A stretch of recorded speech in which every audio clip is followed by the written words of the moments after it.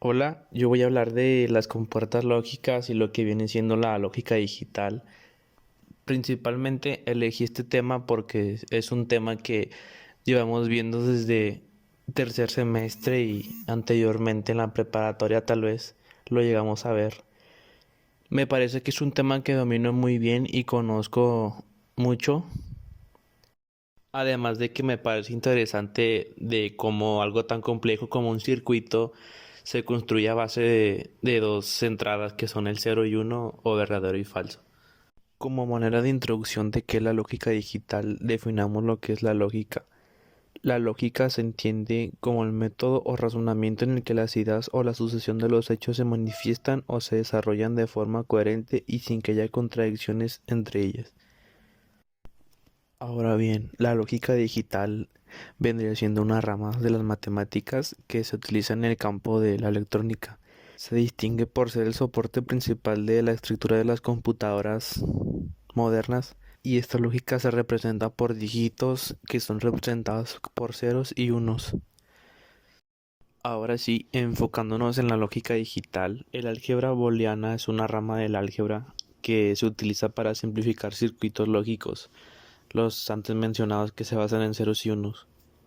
Por ejemplo, nos pueden dar un circuito que contiene muchas compuertas lógicas y mediante el álgebra podemos simplificarlo y obtener un estimado del resultado o salida de tal circuito.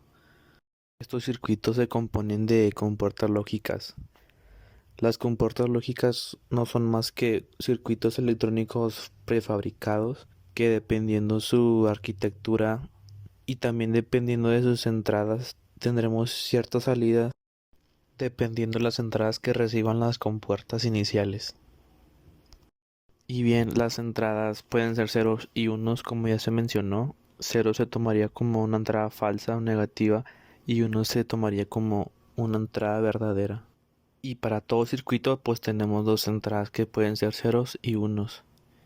Y entre más variables tenga un circuito, más combinaciones se pueden dar y el resultado o salida puede ser más variado.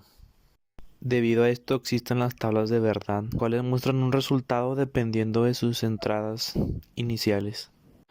Las compuertas lógicas más conocidas son la compuerta AND, que representa una multiplicación binaria, que tal como su nombre le dice traducido es y, en la que las dos condiciones deben ser verdaderas para que se obtenga una salida verdadera. También la compuerta OR, que se traduce a o, en la que una de las dos entradas debe ser verdadera para que el resultado sea verdadero. Y por último la compuerta NOT, en la que solo recibe una entrada y como salida se da el inverso de la entrada. Es decir, si se tiene una entrada de cero, se tendrá una salida de uno, o si se tiene una entrada de uno, se tendrá una salida de cero. Existen dos tipos de circuitos.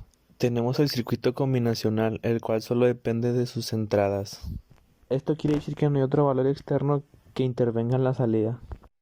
Por otra parte, tenemos el circuito secuencial, el cual además de depender de sus entradas, también depende de su estado anterior usando memoria y en ocasiones un pulso de reloj en caso de que sea síncrono. Actualmente la lógica digital sigue usando los términos binarios que son ceros y unos, pero con el nacimiento de la computación cuántica esto podría cambiar en el futuro.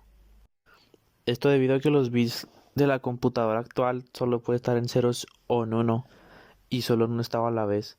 En cambio los qubits que corresponden a la computación cuántica pueden tener los dos estados simultáneamente. Ya como conclusión personal me gustaría decir que este tema es muy interesante y creo que nunca pasará de moda, ya que hasta el día de hoy se sigue usando la lógica digital y no creo que deje de usarse ya hasta que esté bien planteado el tema de la computación cuántica que apenas está creciendo y naciendo. Y sí, creo que faltan muchos años para que esté en su máximo esplendor, por decirlo así. También me parece muy entretenido la forma en que te dan un circuito enorme y lo terminas reduciendo a un circuito que es equivalente pero mucho más simple. Y sería todo de mi parte.